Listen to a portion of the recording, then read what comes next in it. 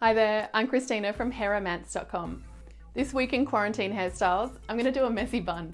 It's probably what I would do if I had to do a Zoom conference call, because it takes no time at all and it kind of looks a little bit impressive from the front, which I think can give your face a little bit more dimension when you're on a camera.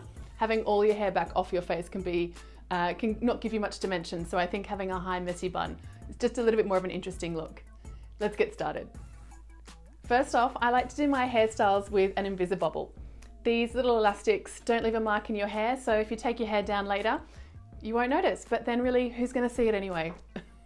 So the first thing I do is just get all of my hair up on top of my head, and I do like to leave a few layers out around the front.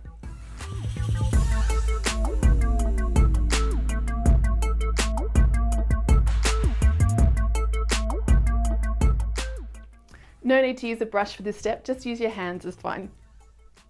Then, holding my hair up on top of my head with one hand, I take my fingers through my Invisibobble, grab base of my ponytail, pull it through, and then on the next pull through, bring your ponytail forward, and then only bring it halfway through.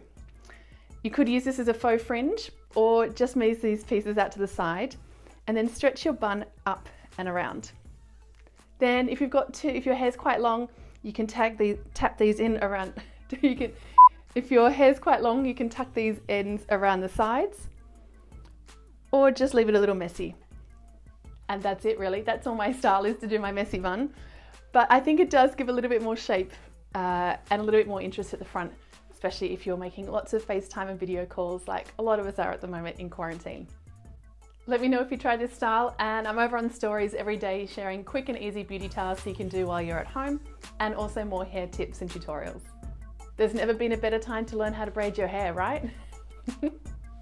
Have fun with your hair and head over to hairromance.com for more of my tips and tricks as well. See you soon. Bye.